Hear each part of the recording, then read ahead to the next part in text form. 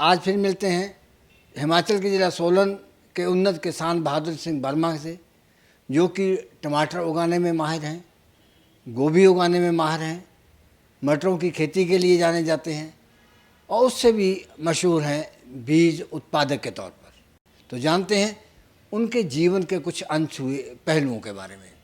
जब आपने खेती में पाँव रखा तो जो ज़मीन आपको मिली पुश्तैनी, तो वो कैसी थी? बिल्कुल, वो तो वेस्ट लैंड थी। क्या था उसमें? उसमें घास होता था। हाँ। सिर्फ 10 दिन डंगरों को खिलाने के लिए, गाय को खिलाने के लिए, बस इतनी इनकम थी। कोई उपज नहीं थी। कोई उपज नहीं।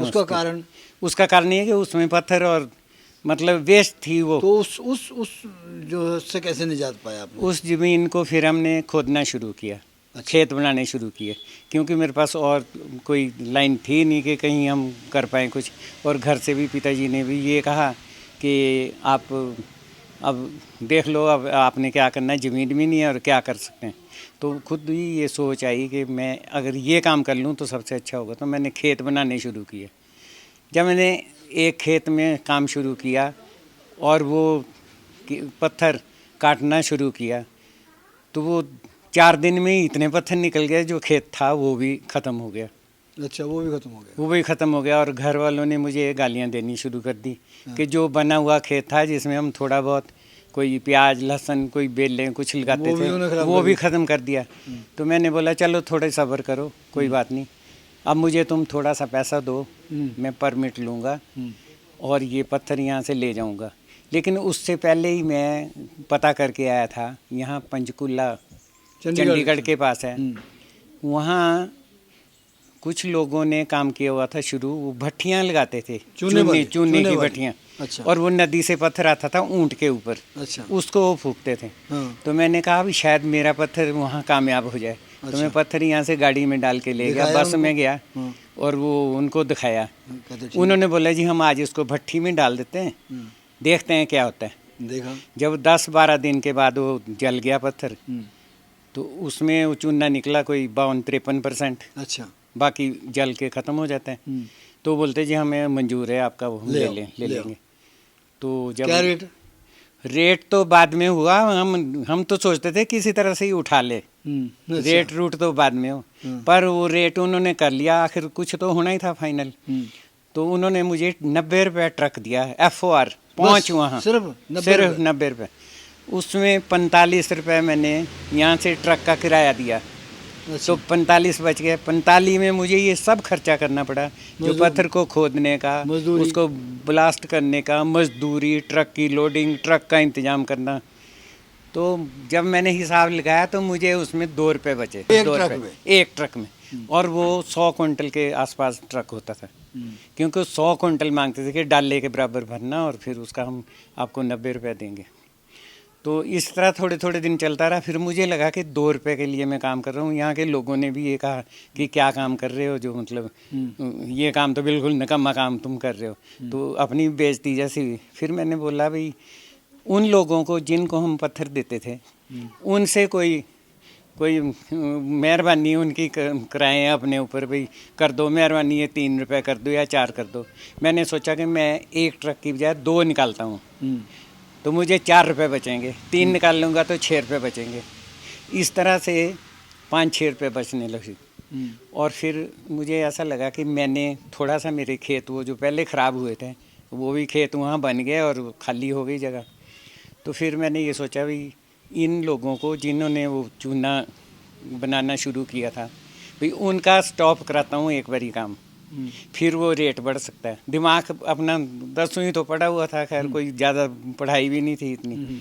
तो मैंने उनको बोला भाई मुझे तो ये वारा नहीं खाएगा, तो मैं अब बंद करता हूँ। तो उन्होंने अपनी भट्टियों में आग लगाई होती है, और वो अगर एक बारी बुझ जाए तो बड़ा पैसा खर्च होता है दोबारा से शुरू करने में। तो उनको उसके ऊपर पत्थर डालना ही डालना पड़ता है। वो नीचे से निकलता रहता है, ऊपर से डालते रहते हैं। तो उन्होंने कहा जी हम आपसे ले लेंगे और हम इसको 1 रुपये कुंटल, 100 कुंटल अगर हुआ तो 100 रुपये की गाड़ी होगी। जो 90 की बिकती थी वो 100 की बिकने लगी। अच्छा। और मैं एक गाड़ी निकालता था तो 3-4 निकालने लग गया।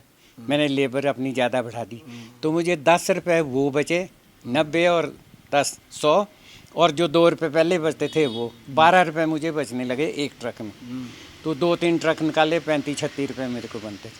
तो एक तरह से मुझे ये बहुत अच्छा लगा कि मेरे खेत बन रहे हैं। मुझे अगर घर के लिए कोई खास जैसा पैसा नहीं बनता तो ना सही, लेकिन फिर भी मैंने कुछ ही सालों में, मतलब 69 में, 62 से मैंने शुरू किया था। 6-7 साल के बाद मेरे पास वो 2-2 रुपये जोड़ के भी इतने पैसे मैंने बना लिए। वो बहुत नहीं है उस टाइम के लिए। मैंने एक जीप ले ली, नई जीप, और नई बिल्कुल नई, कंपनी से, चंडी 18,375 रुपये की, और ट्रेलर समेत। तो आइडिया ये था कि जो मैंने फलदार पौधे लगाए हैं, शुरू में मैंने शुरू कर दिए थे पौधे, जब खान लगी तो थोड़े थोड़े खेत खाली होते गए, और वहाँ से उन्होंने फल देना शुरू कर दिया। मैंने बोला भी अगर मेरे पास जीप हो तो मैं ट्रेलर में इसको भर के चंडीगढ़ ले जाऊँगा, तो वहाँ अच्छा बिका करेगा, क्योंकि ट्रक उस वक्त बहुत कम होते थे। तो उस तरह से मेरा काम चल पड़ा, और मैंने वो रात को मैंने वहाँ मंडी करनी है, सब्जी मंडी में जाके, फ्रूट मंडी में जाके, और यहाँ आके फिर घर के सारे आदमी हमारे इकट्ठे होके उसको फलों को तोड़ते थे और पैक करके रखते थे। फिर मैं यहाँ रात को लोड करता था। कितने लोग थे घर में मेंबर?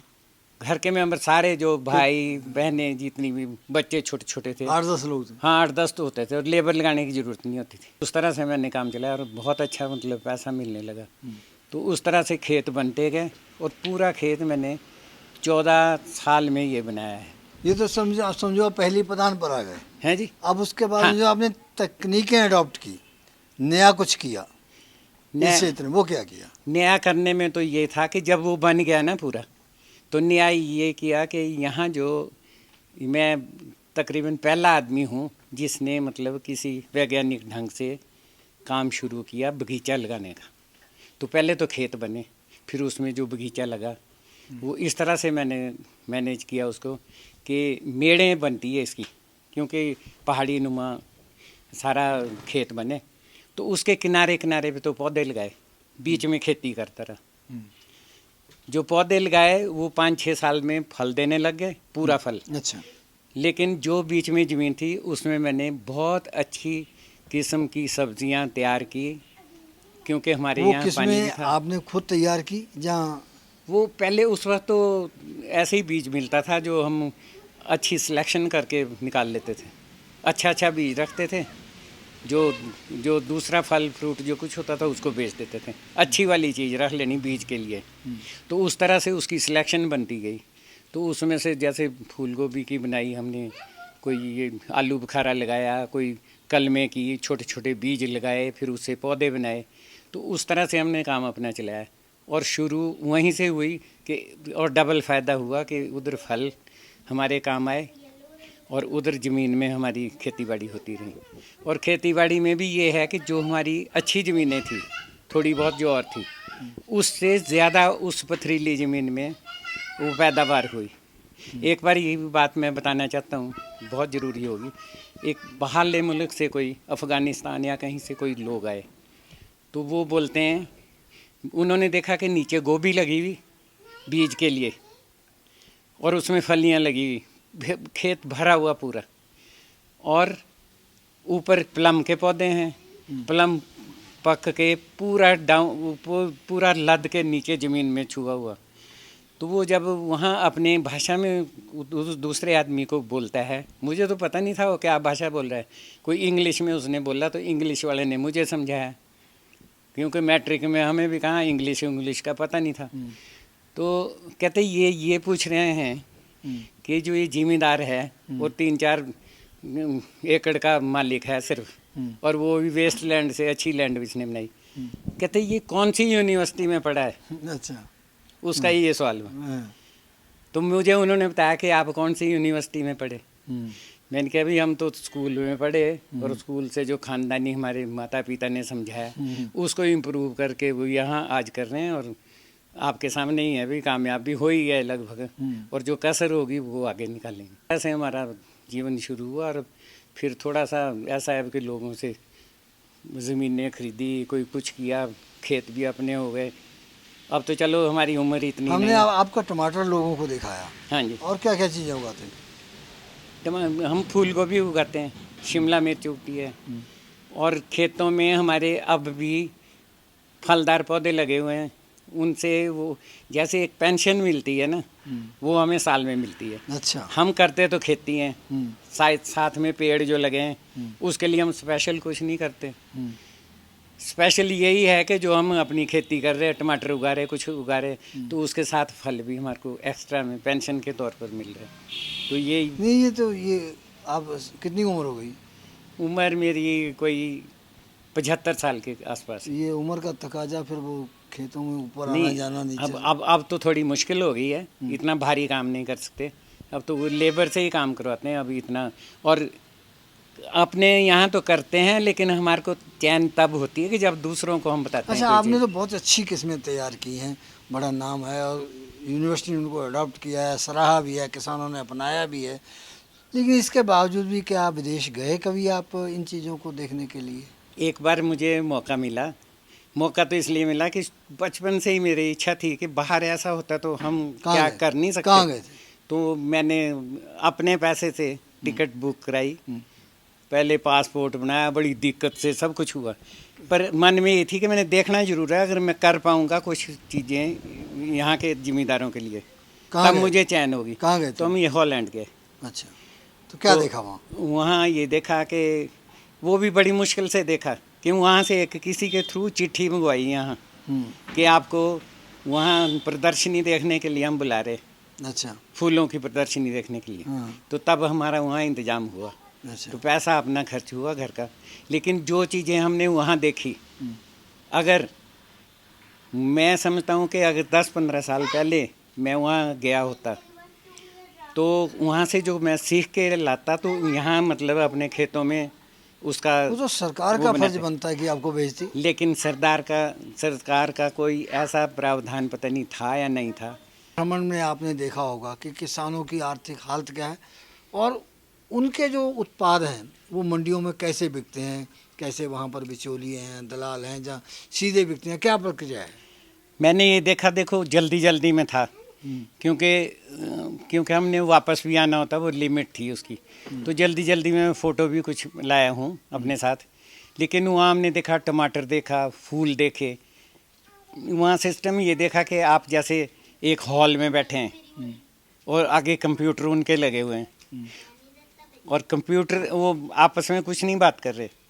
वो क्या करते हैं कि आगे से ट्रॉली में कितने ट्रॉलियाँ, बीच में एक आगे मशीन लगी हुई है खींचने वाली, और पीछे से ट्रेन की तरह सारा माल अपने मुंह के पास से निकल रहा है, और मुंह के पास से निकलता है और एक साइड में चला जाता है।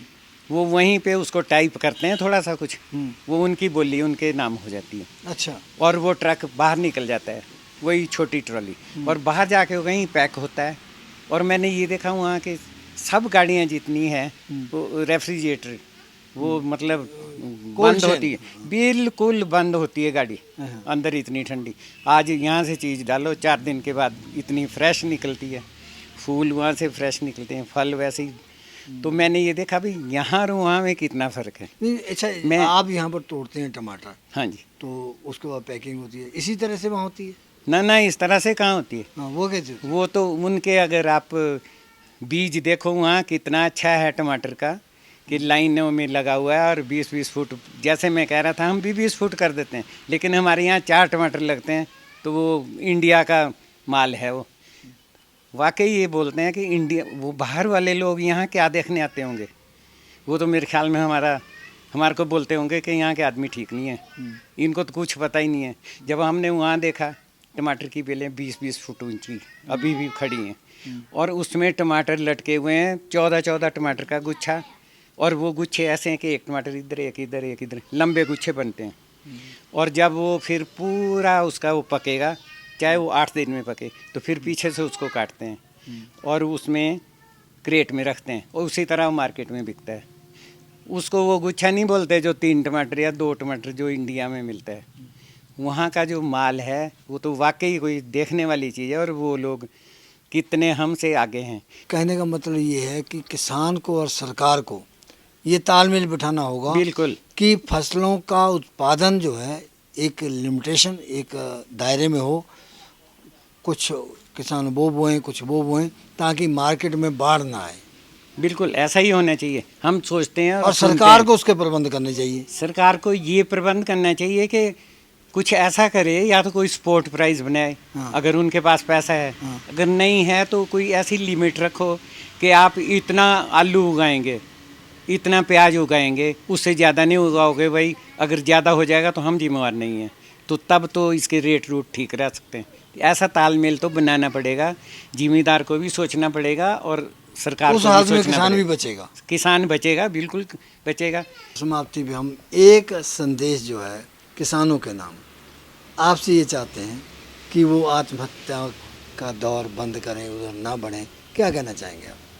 मैं ये चाहता हूँ कि किसान भाई जो आत्महत्या कर रहे हैं वो एक अच्छी बात नहीं है और अच्छी सोच नहीं है।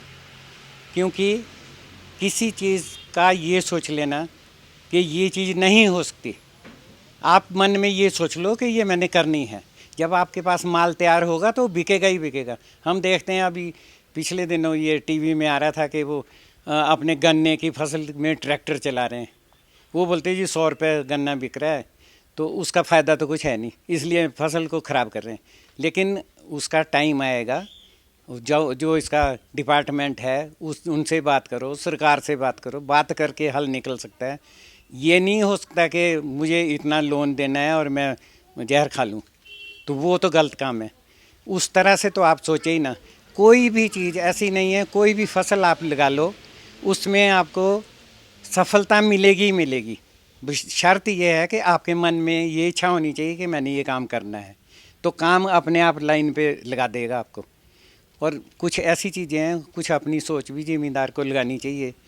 जैसे ये टमाटर है, अब हम यहाँ के जो लोग हैं वो तो ऐसे मन में कभी बात ही नहीं लाते, कभी सस्ता बिक गया, कभी महंगा बिक गया।